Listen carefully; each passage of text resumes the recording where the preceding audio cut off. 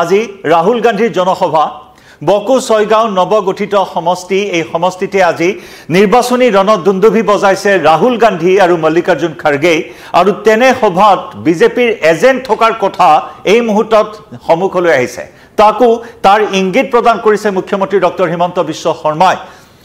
কংগ্রেছত বিজেপির এজেন্টর কথা বা মুখ্যমন্ত্রীর এজেন্টর কথা প্রায় মুখ্যমন্ত্রী ডক্টর হিমন্ত বিশ্ব শর্মায় কৈ আহিছে গৌরব গগৈর গাড়িত কি কথা পাতে সেই কথাও মুখ্যমন্ত্রীয়ে গম পায় কংগ্রেসে কি ব্লুপ্রিন্ট প্রস্তুত করে নির্বাচনক লৈ হিয়া আগতীয়াকৈ গম পায় মুখ্যমন্ত্রী হিমন্ত বিশ্ব শর্মায় লগতে প্রতিটো নির্বাচনের প্রাক মুহূর্তত মুখ্যমন্ত্রীয়ে কৈ আহিছে যে কংগ্রেসত এতিয়াও আছে মুখ্যমন্ত্রীর ফিক্সড ডিপোজিট আৰু এইবাৰো ৰাহুল গান্ধীৰ জনসভাত মুখ্যমন্ত্ৰী গৰাকীৰ এটা বিশেষ পোস্ট এক্স হ্যান্ডেলত মুখ্যমন্ত্ৰী গৰাকীৰ এটা বিশেষ পোস্ট আৰু যেটো পোস্টৰ জৰিয়তে এই কথাই এই মুহূৰ্তত জানিব পৰা হৈছে যে মুখ্যমন্ত্রীর এজেন্ট আছে নেকি রাহুল গান্ধীর জনসভাত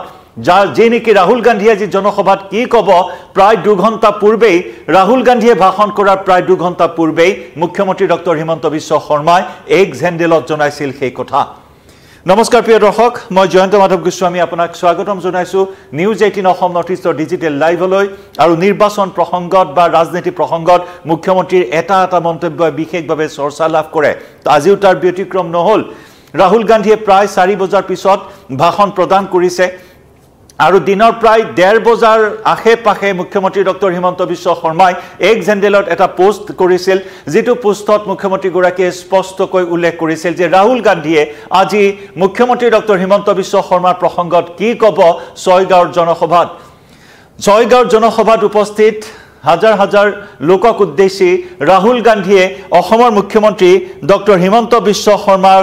জেললৈ পঠিয়াম বুলি এক প্ৰকাৰ হকিয়নি প্ৰদান কৰিছিল ভাষণত অসমৰ মুখ্যমন্ত্ৰী হিমন্ত বিশ্ব শৰ্মাক টাৰ্গেট কৰি লৈছিল ৰাহুল গান্ধীয়ে যত নেকি ৰাহুল গান্ধীয়ে উদাত্ত কণ্ঠেৰে কৈছিল যে নিৰ্বাচনত কংগ্ৰেছৰ জয় হলেই জেললৈ পঠিয়াব মুখ্যমন্ত্ৰী হিমন্ত বিশ্ব শৰ্মাক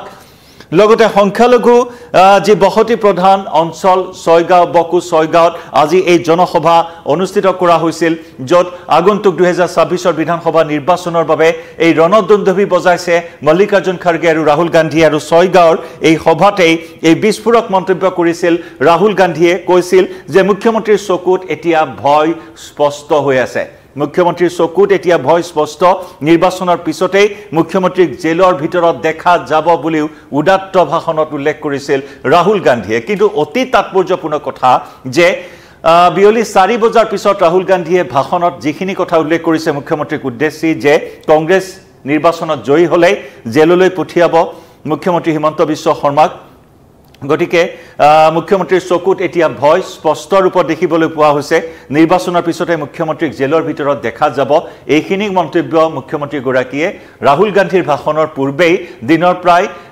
1:30 বজাৰ আশে পাশে সেই কথা উল্লেখ কৰিছিল যে ৰাহুল গান্ধী আজি এইখিনি কথাই কব জনসভাত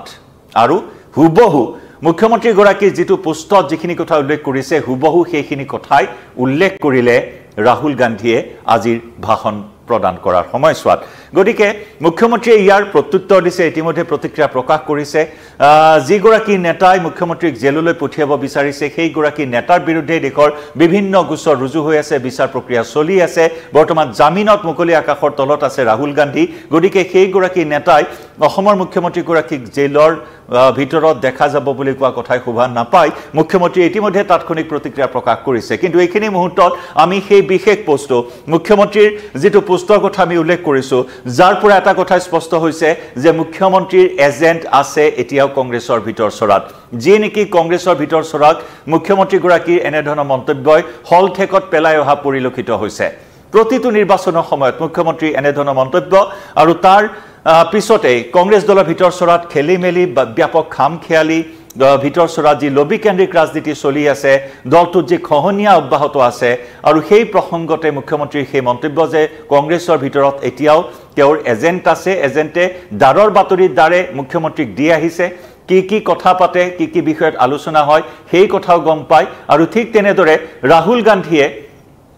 কংগ্ৰেছৰ নেতাসকলৰ সৈতে আজি সভাখনত কি বিষয়ে গুৰুত্ব সহকাৰে ল'ব মুখ্যমন্ত্ৰী কেনেদৰে টাৰ্গেট কৰি ল'ব সেই বিষয়ে মুখ্যমন্ত্ৰী আগতীয়াকৈ গম পাইছিল আৰু যাৰ বাবে মুখ্যমন্ত্ৰী গৰাকীয়ে ৰাহুল গান্ধীৰ ভাষণৰ পূৰ্বেই সেই পোষ্টটো দিছিল এক্স হেণ্ডেলত এবাৰ পোষ্টটো চাই লোৱা হওক ৰাহুল গান্ধী প্ৰসংগত মুখ্যমন্ত্ৰী গৰাকী আজিৰ এই পোষ্টত কি কৰিছিল কি কৈছিল দিনৰ 1:45 আমি জনাইছো দিনৰ 1:45 মুখ্যমন্ত্ৰীৰ এই পোষ্ট যথেষ্ট এটা গুৰুত্বপূৰ্ণ পোষ্ট মুখ্যমন্ত্ৰীৰ আমি পোষ্টটো এবাৰ পঢ়ি শুনাইছো ইতিমধ্যে বহুত দৰ্শকে গম পাইছে যিসকল দৰ্শকে এই মুহূৰ্তত আমাৰ সৈতে লাইভত সংযুক্ত হৈ আছে তেওঁলোকক উদ্দেশ্যে আমি এই পোষ্টটো আপোনালোকৰ বাবে পঢ়ি শুনাই দিব বিচাৰিছো এবাৰ Take it in writing Himanta Biswa Sarma will definitely be sent to jail এই কথা লিখি ৰাখক যে হিমন্ত বিশ্ব শৰ্মাক নিশ্চিতভাৱে জেললৈ প্ৰেৰণ কৰা হ'ব These were the exact words spoken by the leader of opposition, Sri Rahul Gandhi, during his closed-door meeting with the Congress Political Affairs Committee in Assam. He came all the way to Assam just to say this, conveniently forgetting that he himself is out on bail in multiple criminal cases registered across the country. দেশৰ বিভিন্ন প্ৰান্তত অপৰাধজনক গোচৰ তেওঁৰ বিৰুদ্ধে ৰুজু হৈ আছে আৰু জামিনত বৰ্তমান তেওঁ মুকলি হৈ আছে আৰু তেওঁ এই কথাই স্পষ্টকৈ উল্লেখ কৰিছে These were the exact words spoken by the leader of opposition Sri Rahul Gandhi এই কথা উল্লেখ কৰিছে যে Himanta Biswa Sarma will definitely be sent to jail এয়া দিনৰ 1:45 মুখ্যমন্ত্ৰী ডক্টৰ হিমন্ত বিশ্ব শৰ্মাৰ পোষ্ট যেটো পোষ্টত তেওঁ এই কথাই উল্লেখ কৰিছিল ৰাহুল গান্ধী এইখিনি কথা ক'ব আৰু এক্সাক্ট সেইখিনি কথাই সেইকেইটা শব্দই সেইকেইটা বাক্যই ৰাহুল গান্ধীয়ে মুখ্যমন্ত্ৰীৰ প্ৰসংগত কোৱাৰ কথা মুখ্যমন্ত্ৰীয়ে প্ৰকাশ কৰিছে লগতে তেওঁ তাৎক্ষণিক প্ৰতিক্ৰিয়া প্ৰকাশ কৰি কৈছে যে দেশৰ বিভিন্ন প্ৰান্তত ৰাহুল গান্ধীৰ বিৰুদ্ধে অপৰাধজনিত গোচৰ ৰুজু হৈ আছে নিজেই বেইলত জামিনত মুকলি হৈ ৰাহুল গান্ধীয়ে মুখ্যমন্ত্ৰীক এই কথা কোৱাৰ কোনো শোভা নাপায় এই কথা উল্লেখ কৰিছে মুখ্যমন্ত্ৰী গৰাকীয়ে এই পোষ্টৰ জৰিয়তে গতিকে এজেন্টৰ কথা আমি কৈছো মুখ্যমন্ত্ৰী গৰাকীয়ে প্ৰায় এজেন্টক লৈ বিভিন্ন ধৰণৰ তাৎপৰ্যপূৰ্ণ মন্তব্য কৰে বিশেষকৈ লোকসভা নিৰ্বাচনৰ সময়ছোৱাটো দেখিবলৈ পোৱা আছিল কংগ্ৰেছত খহনীয়া মুখ্যমন্ত্ৰী গৰাকীয়ে কৈছিল যে ফিক্স ডিপোজিট সময় হলে উলিয়াই ল'ব সেই ফিক্স ডিপোজিট কংগ্ৰেছৰ পৰা মুখ্যমন্ত্ৰীয়ে এতিয়াও তেওঁৰ ফিক্স ডিপোজিট আছে কংগ্ৰেছত এতিয়াও এজেন্ট আছে বিজেপিৰ বা মুখ্যমন্ত্ৰীৰ এজেন্ট আছে যি নেকি দাৰৰ বাতৰি দাৰে দিয়া আহিছে গৌৰৱ গগৈ গাড়ীত গলে কি কথা পাতে সকলো কথা লগে লগে গম পায় মুখ্যমন্ত্ৰী হিমন্ত বিশ্ব শৰ্মাই গতিকে তাৰ পিছত আজি ৰাহুল গান্ধীৰ অসমৰ বকোছয়গাঁও জনসভাৰ পূৰ্বে